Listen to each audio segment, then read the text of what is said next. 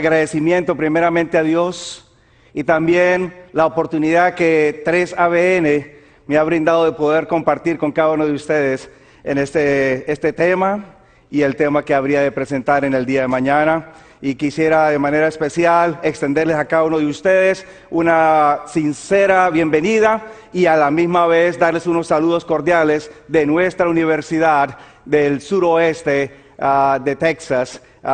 Me siento muy contento de trabajar allá enseñando y por la gracia del Señor poder entonces moldear mentes que puedan después servir a Dios en diferentes aspectos de la vida.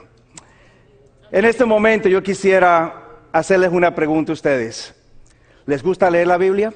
Sí. ¿Sí les gusta? Amén, gloria a Dios. A mí también me gusta leer la Biblia. Me gusta ir más allá de la lectura de la Biblia en realidad. Me gusta investigar la palabra del Señor. Otra pregunta les hago a ustedes. Suenan muy positivos. Les hago otra pregunta. ¿Les gusta a ustedes investigar y aclarar asuntos de la Biblia? Sí. Qué bueno. ¿Lo han entendido todo? Wow. Yo pensé que me iban a decir que sí todos. No, ok. Ahora les pregunto otra cosita más, si me permiten.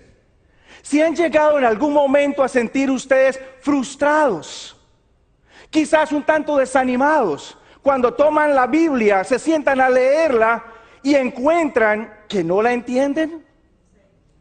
¿Se han llegado a sentir ustedes de esa manera en algún momento? ¿Saben? Personalmente me he encontrado que al leer la palabra de Dios, tan hermosa como es ella,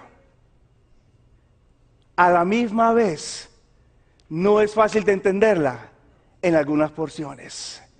Siempre ha habido interés por querer leer la Biblia, siempre ha habido interés por querer entender la palabra del Señor, pero desafortunadamente la falta de comprensión en algunos momentos ha llevado a algunos a sentirse desanimado, quizás frustrado, quizás confundido.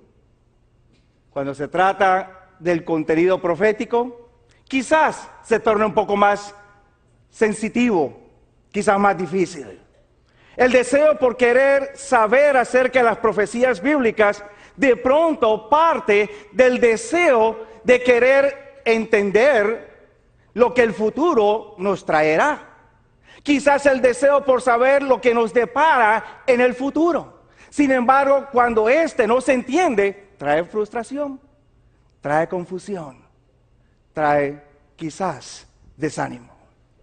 Mi querido amigo, mi querido hermano que está aquí presente, ustedes que me están viendo desde la magia de las pantallas de su televisor en las diferentes partes del mundo donde se está viendo este programa. Yo quisiera en esta noche dejarles saber a ustedes que a pesar de que la palabra de Dios, inspirada, revelada por Él, no es fácil en algunas ocasiones entenderla, les quiero decir en esta noche, sí se puede, para honra y gloria del Señor. ¿Cómo podemos hacerlo? ¿Será que la Biblia puede ser entendida? ¿Cuán importante es aprender a estudiar la palabra de Dios? En esta hora, en este momento, yo quiero compartir con ustedes dos asuntos. En primer lugar, yo quiero que ustedes y yo aprendamos a entender cuán importante es que aprendamos a manejar la palabra de Dios. Y no solamente aprendamos a manejar la palabra de Dios, cuán importante es que ustedes y yo aprendamos a interpretar las profecías bíblicas. Durante esta serie de temas estamos hablando, o se estará hablando, acerca de los pilares de la profecía. Y estos pilares de la profecía están colocados para sostener un mensaje que tiene que ser proclamado a nivel mundial. Pero a la misma vez que hay que proclamarlo, también hay que comprenderlo. Y por eso quisiera en primer lugar compartir con ustedes cuán importante es estudiar las profecías y aprender a entenderlas. Y yo quisiera invitarlos para que en primer lugar me acompañen al Nuevo Testamento. Vayamos a esa segunda carta que el apóstol San Pablo escribiese y donde el apóstol Pablo destaca por qué es importante que ustedes y yo entendamos las Sagradas Escrituras, de manera particular podamos interpretar las profecías bíblicas. Segunda carta que el apóstol San Pablo escribiese al joven Timoteo, y quisiera referirlos a ustedes en primer lugar al capítulo 4, versículo 1 en adelante. Dos razones brinda el apóstol San Pablo, por lo cual ustedes y yo necesitamos prestar atención al estudio de la profecía, y para ello necesitamos entonces entender cómo interpretar las Sagradas Escrituras. ¿Estamos todos juntos? Capítulo 4, versículos 1 en adelante. Dice la palabra del Señor, y este es Pablo escribiendo: testifico delante de Dios y de Jesucristo, el que ha de venir a juzgar a vivos y a muertos, y en su venida y en su reino. Y ahora noten ustedes la instrucción que él le deja a Timoteo, versículo 2. Prediques la palabra. ¿Qué más sigue diciendo allí? Instes a tiempo, ¿y qué más? Y fuera de tiempo. Continúa la palabra diciendo: exhorta, reprende con toda paciencia y enseñanza. Pausemos brevemente. Noten ustedes, Pablo le da una instrucción clara a Timoteo. En realidad, si ustedes lo leyeran cuidadosamente en la Escritura, van a encontrar que esta instrucción es un mandato. Y el mandato es: predica la palabra. Ahora bien, ¿qué quiere decir predicar la palabra? Cuando Pablo le dice a Timoteo: predica la palabra, ¿qué está diciendo Pablo? O sea, para que ustedes entiendan en esta noche, hay tres palabras que se utilizan en el Nuevo Testamento, en su idioma en el cual fue escrito, el griego, que al ustedes leer el Nuevo Testamento lo encuentran traducido de la misma manera: predicar. Cuando ustedes lean predicar en su Biblia, en el Nuevo Testamento, puede ser la traducción de una de tres palabras. Una es la palabra queruso, así como ustedes lo escuchan, queruso. Segunda palabra es la palabra homilía. Tercera palabra es la palabra, quizás un poco más larga, es la palabra evangelizomai, de donde se extrae nuestro vocablo moderno, evangelizar. Cuando Pablo menciona allí: quiero que prediques, ¿cuál de las tres estará utilizando y por qué? Para que ustedes entiendan la diferencia entre una y la otra, porque cuando leemos y todas tres son traducidas de la misma manera, predicar, pareciera como que no hay distinción, y si la hay, les voy a brevemente explicar la diferencia entre la una y la otra. En primer lugar, la palabra queruso quiere decir proclamar, y denota la idea de alguien que está presentando un mensaje, una verdad que ya es conocida, no es nada nuevo, algo conocido, pero que necesita ser solidificado, algo que necesita ser establecido firmemente. La segunda palabra, homilía, es la palabra que indica que usted va a presentar un mensaje de exhortación, de ánimo. Algo corto quizás, pero que traiga ánimo, exhortación. Y la tercera palabra, evangelizomai, quizás con la que muchos estaremos más familiarizados, es la palabra que quiere decir evangelizar. En otras palabras, presentar una verdad, un mensaje desconocido para el oyente, con el fin de que éste conozca y acepte a Jesús.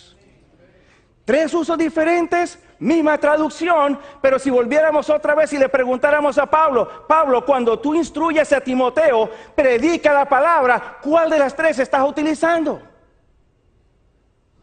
La respuesta es queruso. Ahora, ¿es significativo esto? Sí, mi estimado amigo, es significativo, porque cuando usted sigue leyendo el resto del pasaje, usted va a encontrar por qué Pablo utiliza esa palabra. Leamos versículo 3. Recuerden, Pablo instruye a Timoteo, predica la palabra. En otras palabras, proclama, establece un mensaje ya conocido. ¿Por qué razón? Versículo 3. Porque vendrá el tiempo cuando no sostendrán o soportarán la sana doctrina, sino que irán detrás de sus propias concupiscencias, amontonando maestros y entonces prestando el oído a cosas que piquen el oído. Wow. ¿Qué van a hacer según San Pablo? ¿Qué va a suceder? Llegará el tiempo cuando no prestarán atención a la sana doctrina, sino que apartarán el oído de la verdad. Nuestras traducciones dirán, se reunirán detrás del comezón que haya en el oído, queriendo escuchar lo que nos interese.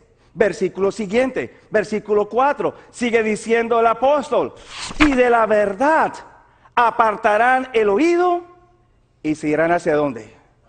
Hacia las fábulas. Primera razón por la cual usted, mi querido amigo, necesita entender y saber a manejar la palabra de Dios, interpretar las profecías, es porque Pablo le dice a usted y me dice a mí que vendrán tiempos cuando los mismos creyentes, los mismos cristianos, miembros de la misma congregación, se apartarán de la verdad, irán detrás de otras ideas, quizás algunos llamándole luz nueva, verdad presente, cuando en realidad difiere del mensaje ya conocido. Segunda razón que Pablo me presenta a mí, por lo cual es importante que ustedes y yo conozcamos formas para interpretar la Biblia. Mismo libro de Timoteo, segunda carta a Timoteo, el mismo libro. Quizás si ustedes van una página hacia atrás, van a encontrar el capítulo 2. Y entonces en el capítulo 2 nos ubicamos en el versículo 15. Segunda razón por la cual ustedes y yo necesitamos conocer la palabra de Dios, aprender a manejarla, entender profecías bíblicas. Versículo 15. Preséntate solícitamente delante de Dios como alguien aprobado. Esta traducción dice como un obrero aprobado. Alguien que no tiene de qué avergonzarse. ¿Y cómo concluye el versículo 15? Nuestra traducción dice, ¿cómo? ¿Que traza qué? Que traza bien la palabra de verdad. Y si nos preguntáramos nosotros, ¿qué quiere decir trazar bien la palabra de verdad? ¿Qué pudiéramos decir? ¿Entenderíamos manejar la escritura, dice la hermana? Entendámosla. Me permiten compartir con ustedes otra palabrita medio rara, pero que en realidad no va a ser tan rara cuando la entendamos el uso. ¿Me permiten? La palabra que ustedes encuentran traducida por trazar bien es la palabra ortotomunta. Bueno, suena medio raro. Suena medio raro. Ortotomunta. Hasta cuando vamos a entender el significado. Esta es una palabra compuesta de dos.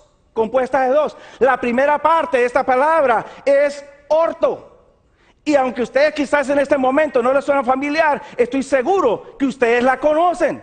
La palabra orto la utilizamos en nuestro idioma actual, español. Se utiliza en inglés. Por casualidad, ¿ustedes han escuchado la palabra ortopédico? Ortografía, exactamente. La conocemos entonces, ¿verdad? Y a veces pensamos que no sabemos griego. Y a veces pensamos, y en realidad nuestro idioma a veces también ha adoptado términos.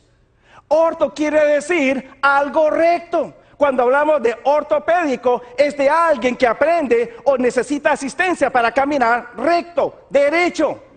Cuando hablamos de ortografía, es escribir en forma recta, derecha. Pablo me está diciendo a mí que lo que yo voy a hacer con la palabra de Dios tiene que ser ¿cómo? Recto, derecho. Entendamos la segunda parte de la palabra. La segunda parte de la palabra quiere decir cortar en forma afilada. tomunta, cortar afilado. ¿Qué quiere decir Pablo con eso? ¿Será que usted va a tomar un cuchillo y va a cortar la palabra de Dios? No, claro que no. Este verbo está evocando la imagen de una persona que toma un cuchillo que está afilado y corta de tal manera que no deja rasgaduras en la carne, no deja malas formaciones o malas cicatrices en la carne, sino que cuando sana derechito, sin ninguna curva, sin cicatriz. Pablo me está diciendo a mí que el creyente que desea conocer mejor la palabra del Señor necesita cortar con la palabra de Dios de tal manera que no deje cicatrices en la vida espiritual de los individuos. Para ello, el que presenta la palabra necesita primero dejar que ella corte sin dejar cicatrices en su vida. En otras palabras, Dios no desea que usted tome la Biblia y la utilice acomodándola a su estilo de vida. Deje que la Biblia acomode su estilo de vida a la voluntad de Dios.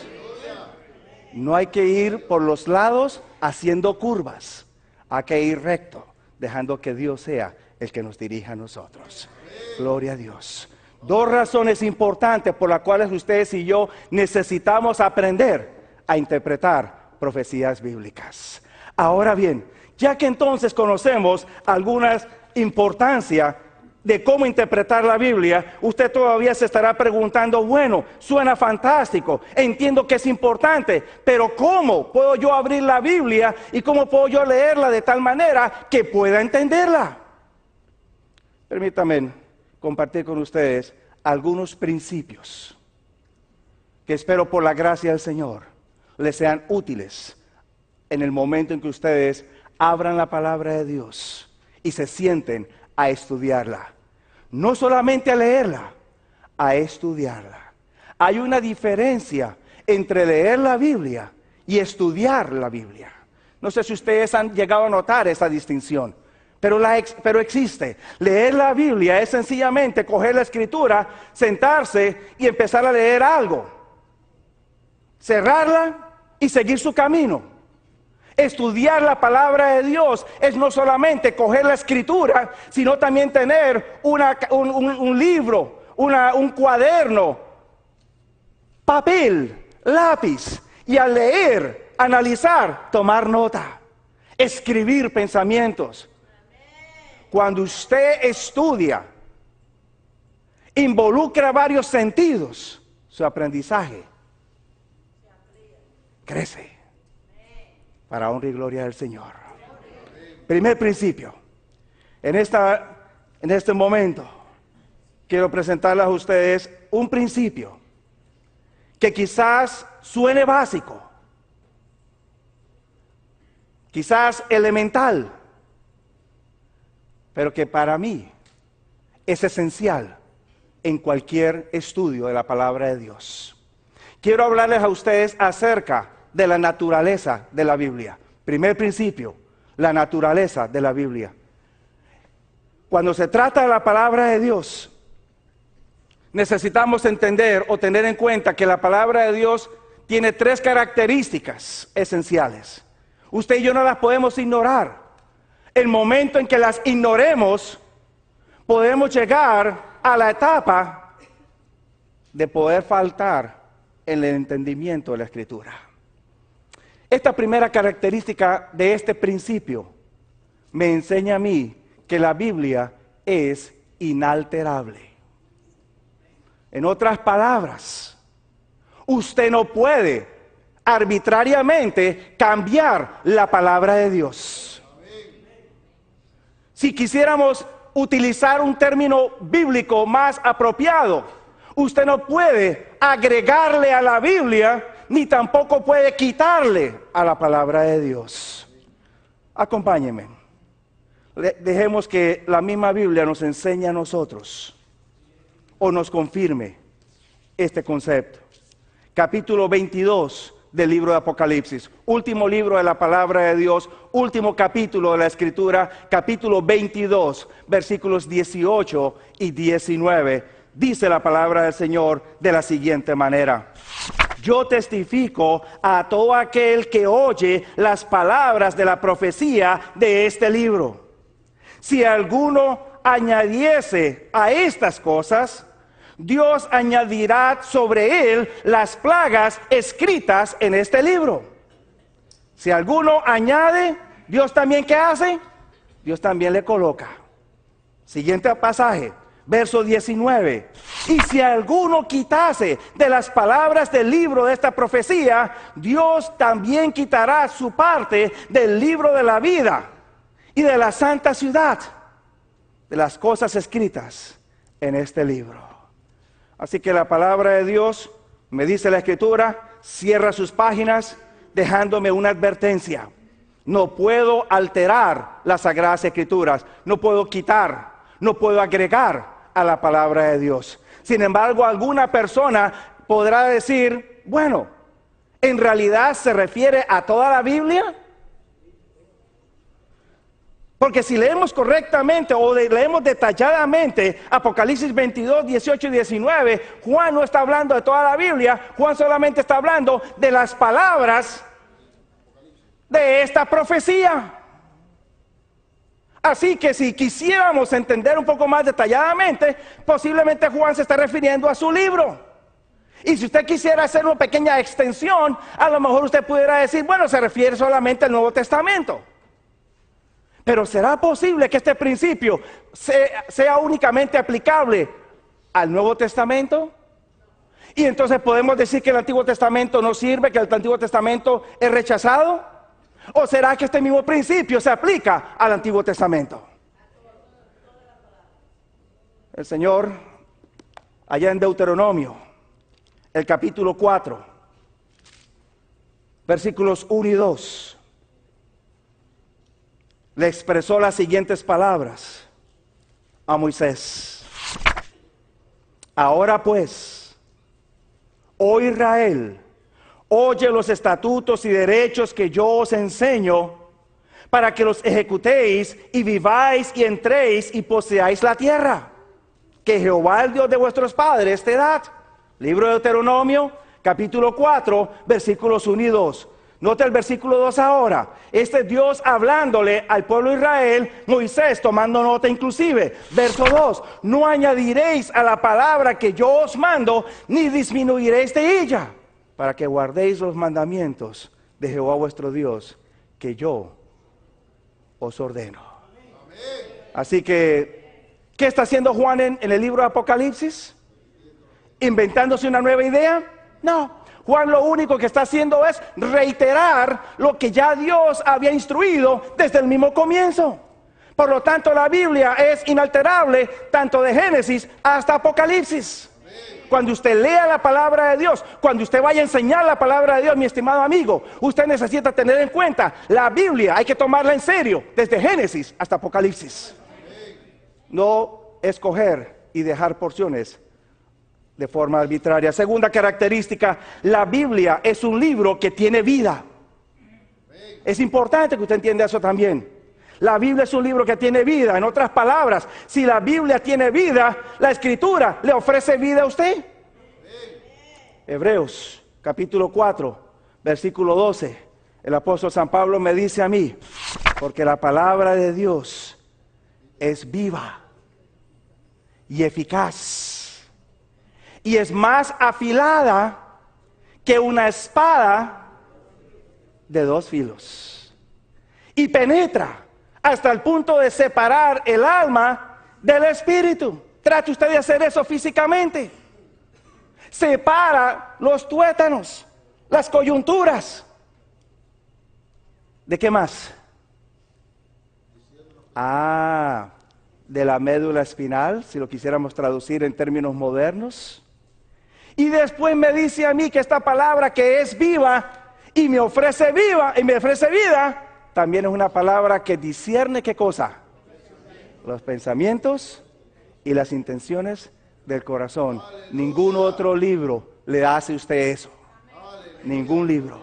Solamente la palabra de Dios. Cuando usted estudia la palabra de Dios, cuando usted enseña la palabra de Dios, no solamente tenga en cuenta que no se puede alterar, también tiene que tener en cuenta que la palabra de Dios tiene vida y puede alterar su vida para honra y gloria de Dios. Tercera característica, la Biblia es su propio intérprete. En otras palabras, usted no necesita de comentarios, no necesita diccionarios, no necesita teólogos para comprender la Biblia. La Biblia tiene lo suficiente para que al usted leerla, usted la pueda entender y la pueda interpretar. Un ejemplo claro nos lo presenta Jesús allá en San Lucas, capítulo 24, versículos 25 hasta el 27, cuando Él va camino a Emaús junto con los otros dos discípulos. La mañana de la resurrección, ellos no sabían que Jesús había resucitado. Jesús se une a ellos en el caminar y ellos no lo habían reconocido. Están dialogando. En su diálogo ellos presentan su frustración. Nosotros pensábamos que Él era la redención de Israel, dice uno de ellos. ¿Y qué le dice Jesús en el capítulo 24, versículo 25? ¿O qué? Insensatos y tardos de corazón para creer todo lo que las Escrituras han dicho. ¿No era necesario que el Hijo del Hombre padeciera estas cosas, muriera y resucitara al tercer día? Ahora, ¿cómo hace Jesús para probarle a los discípulos, a estos dos discípulos, que Él es el Mesías resucitado? Que ellos no tienen que esperar a nadie más, que todos los anhelos de su vida lo pueden encontrar y satisfacer en Él. ¿Cómo lo hace Él? Él no les presenta las marcas de los clavos. Ellos en ese momento no necesitan una evidencia física. En ese momento ellos necesitan restaurar la comprensión de la Escritura y ver que la Biblia se explica a sí misma. Versículo 27, comenzando desde Moisés y de todos los profetas, les presentaba en ellos lo que de Él decían. Y cuando usted va al versículo 14, agrega Moisés, los profetas y también los salmos. Hasta David habló de Jesús. Gloria a Dios. La Biblia se explica así sola. Primer principio esencial que usted tiene que tener en cuenta: la naturaleza de la Biblia. Y cuando usted tiene esto en cuenta, está listo, no solamente para estudiar, también para enseñarla. Segundo principio que quisiera compartir con ustedes en este momento. Además de tener en cuenta estas características de la Biblia, también es esencial que usted tenga en cuenta que la Biblia tiene un centro. Ese centro es un personaje, y ese personaje es Cristo Jesús. En otras palabras, Jesús, si me permiten utilizar quizás una frase un tanto sofisticada, Jesús es el centro magnético de toda porción bíblica y de toda profecía. Toda la Escritura se atrae a Jesús. Y toda la escritura, refleja a Cristo Jesús. Noten ustedes cómo el mismo Jesús lo expresó allá en San Juan, el capítulo 5 y el versículo 39. Evangelio según San Juan, capítulo 5 y el versículo 39. Dice la Escritura: escudriñad las Escrituras. ¿Por qué razón? Porque vosotros pensáis que en ellas tenéis vida eterna, y ellas son las que testifican acerca de mí. Ahora me pregunto yo, cuando Jesús dice escudriñad las Escrituras porque ellas testifican acerca de mí, ¿a qué Escritura se refiere Jesús? Si usted quiere analizar más detalladamente, ¿a qué Biblia se está refiriendo Jesús en ese momento?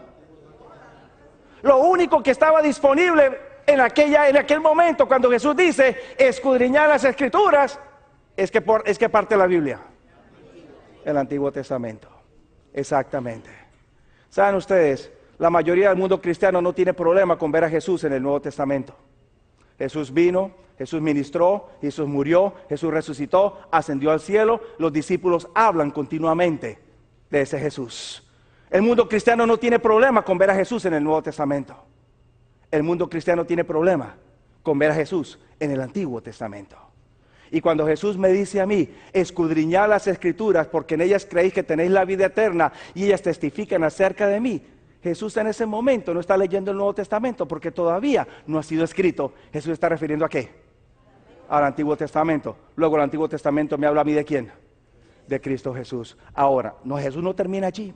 Porque si usted baja conmigo un poco en el capítulo y vamos entonces al versículo 46, vamos a encontrar que Jesús reitera una vez más este concepto, quizás en diferentes palabras, noten cómo lo dice, porque si creyeseis a Moisés, creeríais en mí, porque él escribió acerca de mí. ¿Quién escribió acerca de Jesús? Moisés. Exactamente. Así que no hay porción bíblica que no refleje a Cristo Jesús. Llámese el libro de Génesis, llámese el libro de Levítico, llámese el libro de Esther, llámese el libro como usted lo quiera llamar. Toda la Biblia presenta a Cristo Jesús y Jesús brilla a través de ella. Hay quienes quizás quieren hacer una distinción entre temas cristocéntricos, quizás haciendo alusión a temas sobre fe, amor, salvación, ánimo, y temas proféticos, como que las profecías no fueran cristocéntricas. Y cuando voy a la Escritura, noten ustedes cómo Juan me lo presenta. Apocalipsis capítulo 1, versículo 1, comienza diciéndome, la revelación ¿de quién? De Jesucristo. Apocalipsis es la revelación de Jesucristo. Apocalipsis es un libro profético por excelencia en el Nuevo Testamento. Y es un libro que tiene como centro ¿a quién? A Cristo Jesús. Las profecías también son cristocéntricas. Así que cuando usted se siente a analizar Apocalipsis, cuando se siente a analizar Daniel, cuando usted se siente a analizar cualquier otra porción bíblica que tenga que ver con alguna profecía, no se olvide, si Cristo no está allí, léala otra vez. Búsquelo, porque Él tiene que estar allí. Él es el centro de la Escritura. Tercer principio que necesitamos tener en cuenta. Ya hemos aprendido dos. Conocemos la naturaleza de la Biblia. Hemos aprendido que Jesús es el centro de ella. Tercer principio. Cuando usted lea las Sagradas Escrituras, usted va a encontrar que además de profecías que presentan símbolos, que presentan visiones, también las Sagradas Escrituras nos presentan historias. Y lo interesante es que estas historias se repiten. Permítame quizás explicarlo o ampliarlo con las siguientes palabras. Las historias bíblicas son profecías dramatizadas. Ellas me conectan el pasado con el futuro. A la misma vez, las historias bíblicas ejemplifican el futuro por medio de eventos pasados. Dejemos que la Biblia nos lo confirme. Vayamos al Antiguo Testamento una vez más. El sabio Salomón, analizando esta idea de las historias, llegó a la siguiente conclusión en el libro de Eclesiastés, capítulo 1, versículos 9 y 10. Libro de Eclesiastés, capítulo 1, versículos 9 y 10. Noten cómo él lo expresa. ¿Qué es lo que fue? Lo mismo que será. ¿Qué es lo que ha sido hecho? Lo mismo que se hará. Y nada hay nuevo debajo del sol. ¿Hay algo de que se pueda decir, he aquí esto es nuevo? Ya fue en los siglos que nos han precedido. ¿Qué le está diciendo Salomón a usted? El pasado se repite en el futuro. Capítulo 3, versículo 15 del mismo libro. Aquello que fue, ya es. Y lo que ha de ser, fue ya. Y Dios restaura todas las cosas. Mi querido amigo, los sucesos registrados en la Escritura revelan cómo un gran Dios de amor ha trabajado a través de esto que hemos llamado la gran controversia entre el bien y el mal. Un conflicto que se viene librando desde el mismo comienzo de la historia de la humanidad y que no llegará a su culminación, sino hasta la destrucción del mismo enemigo, del mismo Satanás. A través y en medio de esta gran controversia, por medio de esas historias, Dios me ha mostrado a mí cómo está obrando en favor suyo y en favor mío. Ahora bien, estas historias bíblicas tienen un doble propósito. Comparto el primer propósito. Estas historias ilustran la forma como Dios dirigió a sus hijos en el pasado. Y a la misma vez explican por qué Dios todavía no ha destruido al enemigo. Primer propósito. Segundo propósito. Las historias bíblicas ilustran la manera de cómo Dios guiará a su pueblo en el futuro y muestran cómo Dios finalmente pondrá fin al pecado, al dolor y al sufrimiento. Amén. Gloria a Dios. Amén. Quizás, si me permiten resumirlo en pocas palabras, ustedes y yo no tenemos nada de qué preocuparnos acerca de lo que pueda venir en el futuro, al menos que nos olvidemos. Y ya ustedes están reconociendo la cita, la expresión, al menos que nos olvidemos de cómo Dios ha obrado ¿cuándo? En el pasado, exactamente. El pasado, mi querido hermano, mi querido amigo, usted que me está viendo desde el televisor, en su lugar de comodidad, el pasado es garantía de victoria en el futuro.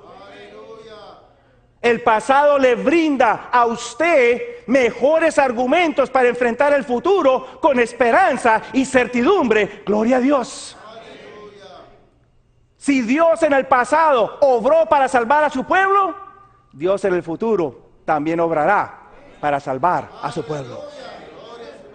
Así que cuando usted lea las historias bíblicas, no solamente las lea como algo que quizás le cautiva la atención por los personajes, el humor, las ideas morales, etcétera. Vea esas historias también como una profecía que le va a ilustrar a usted cómo Dios obra y obrará para salvarlo en el tiempo final. Cuarto principio que comparto con usted en este momento. Cuando usted vaya a estudiar la palabra del Señor, regrese al primer lugar donde aparece ese símbolo, donde aparece esa palabra, donde aparece esa frase. Quizás usted podrá encontrar que al sentarse a leer el Nuevo Testamento, los autores del Nuevo Testamento, el mismo Jesús también lo hizo, emplearon terminología del Antiguo Testamento para presentar su mensaje en el Nuevo Testamento. ¿Por qué lo habrán hecho? Dos propósitos quizás. Primer propósito, le facilita la comprensión del mensaje a usted, relacionándolo con la forma como Dios obró en el pasado. En otras palabras, familiaridad con el Antiguo Testamento le permitirá a usted que pueda entender claramente la revelación de Dios en el Nuevo Testamento y en las profecías bíblicas. Y en segundo lugar, le coloca a usted el Antiguo Testamento como un fundamento para poder entender las profecías bíblicas. Permítame ilustrarlo para que quizá nos quede un poquito más claro el concepto. Cuando usted va al Nuevo Testamento, imagínense ustedes por un momento estar en el desierto de Judea, cerca al río Jordán, ver una multitud de personas alrededor del río Jordán y a un personaje que la Biblia llama Juan el Bautista, bautizando a las personas. Y de pronto este Juan el Bautista se detiene, observa a otro que se le está acercando, y cuando lo observa más de cerca, finalmente profiere las palabras: he aquí el Cordero de Dios que quita el pecado del mundo. Para todos esos judíos que están alrededor de él, la expresión Cordero de Dios automáticamente les recuerda ¿qué cosa? Los lleva de regreso al Antiguo Testamento y les dice a ellos: por tantos siglos se sacrificaron estos animales, y estos animales solamente prefiguraban la venida de alguien, y ellos en su mente entendían que esa figura era el Mesías. Cuando Juan señala a Jesús y lo llama el Cordero de Dios, ¿qué está haciendo Juan? Le está diciendo a toda esa multitud: Él es el cumplimiento de todos estos sacrificios que por siglos se realizaron. Todos los anhelos, todos los deseos encuentran su cumplimiento en Cristo Jesús. Uso de terminología en el Antiguo Testamento para explicar algo en el tiempo presente. Noten, el mismo Jesús, una vez que Él comienza su ministerio, se desarrolla. Aún hacia el final del ministerio, por ejemplo, noten a Jesús en San Mateo capítulo 23 y el versículo 37. Estando en el templo de Jerusalén, ese es su último día en el templo. Ya de ahí saldría al templo, nunca más volvería a entrar al templo. Y estando allí, le dice a la gente que lo está escuchando: Jerusalén, Jerusalén, que matas a los profetas y apedreas a los que son enviados a ti. ¿Cuántas veces quise juntar a vuestros hijos, como qué?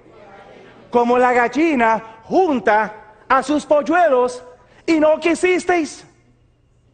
Suena un poquito medio rara esa comparación que hace Jesús en ese momento. Sin embargo, para el que le está escuchando allí, él entiende completamente el mensaje. ¿Por qué Jesús se compara a sí mismo con un ave? ¿Por qué razón? Cuando usted va al Antiguo Testamento, usted va a encontrar en Éxodo 19 que Jehová le dice al pueblo de Israel, junto a las faldas del monte Sinaí: yo os saqué con alas de grande águila. Cuando usted va al Salmo 91, salmo tan conocido por muchos, usted va a encontrar que David, hablando de aquel que habita el abrigo del Altísimo y morará bajo la sombra del Omnipotente, ¿qué va a hacer ese Altísimo? Con sus plumas te cubrirá, y debajo de sus alas estarás seguro. Exactamente. ¿Qué está haciendo Jesús en el Nuevo Testamento, mi querido amigo? Jesús le está diciendo a esos fariseos, a esos rabinos, a esos judíos, e inclusive a sus mismos discípulos que lo están escuchando en ese momento: el Jehová del Antiguo Testamento, he aquí que está aquí con vosotros, pero desafortunadamente ese Jehová se va. Porque luego en el versículo 38 él dice: he aquí vuestra casa os es dejada desierta. Jesús se presenta como el Jehová del Antiguo Testamento, pero utiliza terminología del Antiguo Testamento. Cuando usted va al libro de Apocalipsis, ¿qué encuentra en el libro de Apocalipsis? El libro de Apocalipsis es un libro lleno de Antiguo Testamento. Habla de Jerusalén, habla de Babilonia, habla de Jezabel, habla de Balaam. Nombres, términos, que solo una persona que ha leído el Antiguo Testamento los puede reconocer. Pero si va un poco más allá, Juan recibe visiones y en una de esas visiones, capítulo 13, versículo 1, Juan ve una bestia que sale de la mar. ¿Y cómo hacemos para entender qué tipo de bestia es esta? Juan en ningún momento le está diciendo, esto significa lo siguiente. Él no le explica lo que significa una bestia.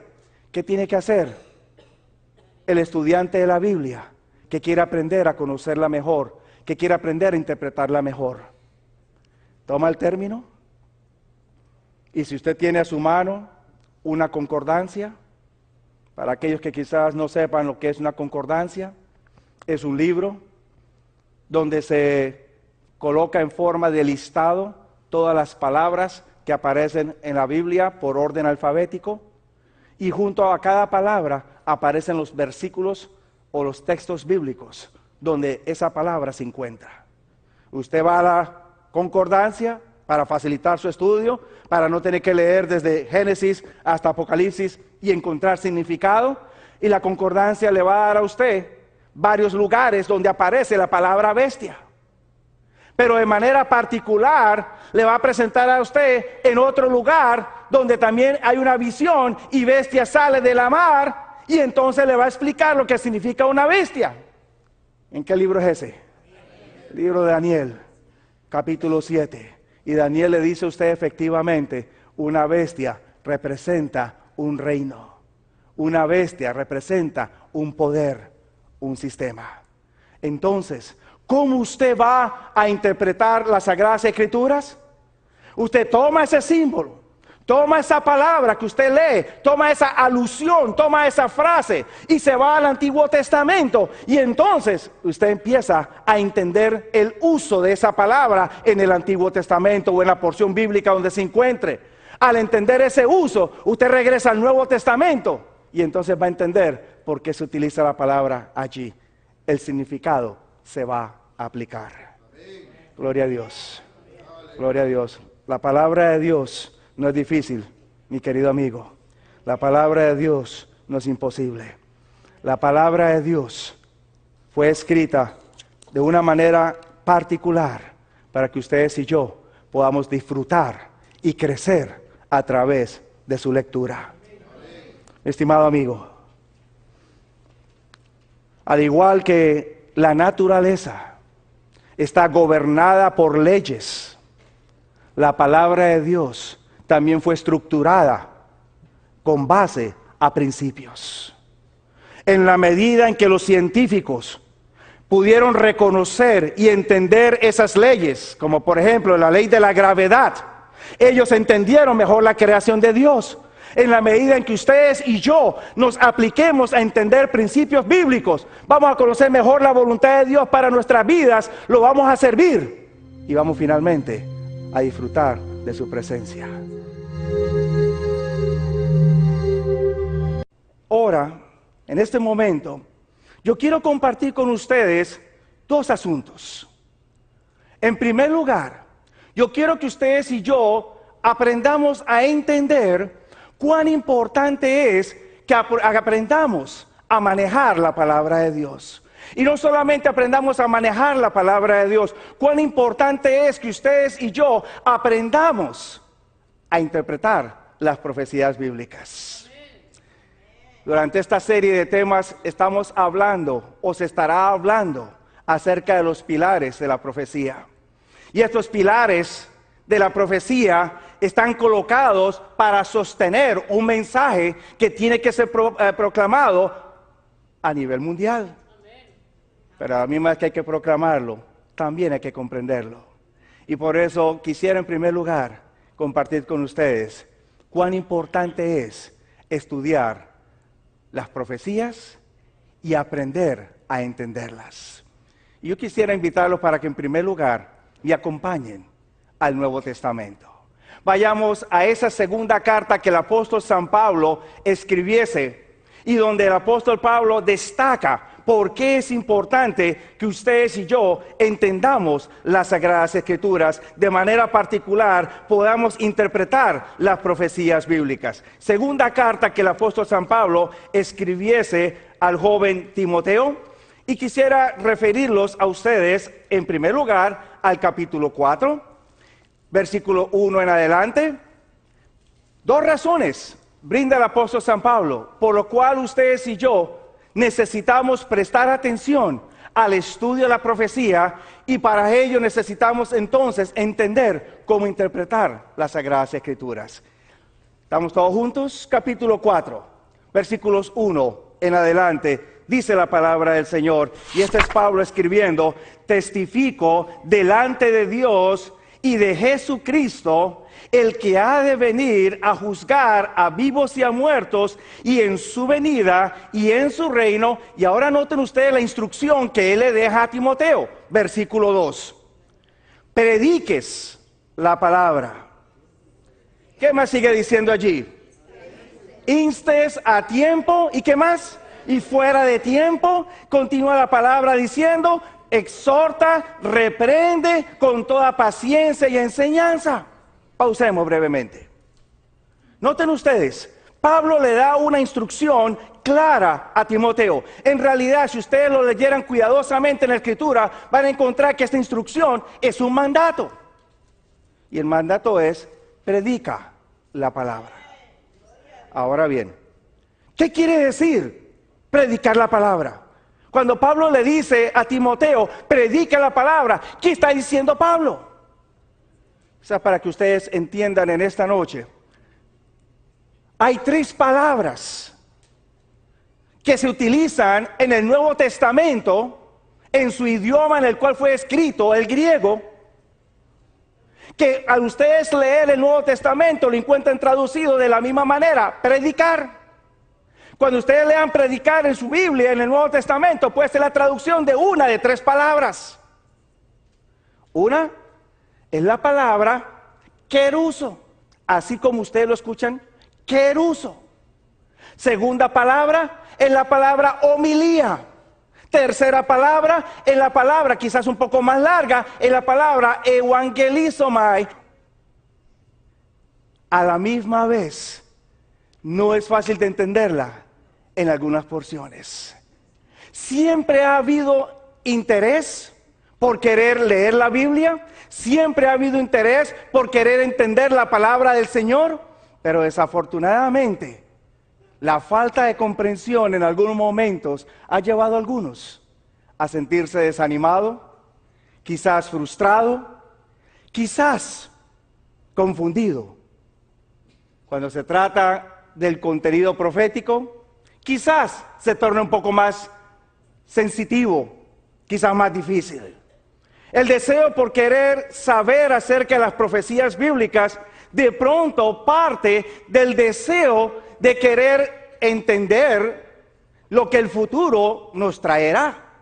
Quizás el deseo por saber lo que nos depara en el futuro. Sin embargo, cuando no se entiende, trae frustración, trae confusión, trae quizás desánimo. Mi querido amigo, mi querido hermano que está aquí presente, ustedes que me están viendo desde la magia de las pantallas de su televisor en las diferentes partes del mundo donde se está viendo este programa, yo quisiera en esta noche dejarles saber a ustedes que a pesar de que la palabra de Dios, inspirada, revelada por Él, no es fácil en algunas ocasiones entenderla, les quiero decir en esta noche, sí se puede, para honra y gloria del Señor. ¿Cómo podemos hacerlo? ¿Será que la Biblia puede ser entendida? ¿Cuán importante es aprender a estudiar la palabra de Dios? En agradecimiento primeramente a Dios y también la oportunidad que 3ABN me ha brindado de poder compartir con cada uno de ustedes.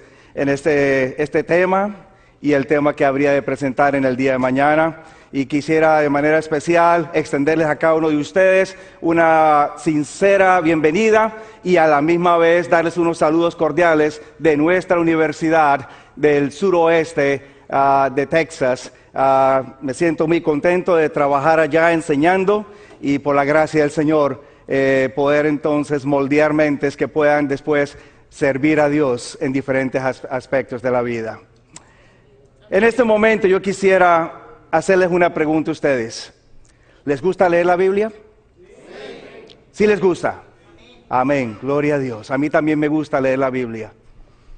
Me gusta ir más allá de la lectura de la Biblia en realidad. Me gusta investigar la palabra del Señor. Otra pregunta les hago a ustedes. Suenan muy positivos.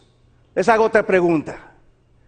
¿Les gusta a ustedes investigar y aclarar asuntos de la Biblia? Sí. Qué bueno. ¿Lo han entendido todo? Wow. Yo pensé que me iban a decir que sí todos. No, ok. Ahora les pregunto otra cosita más, si me permiten.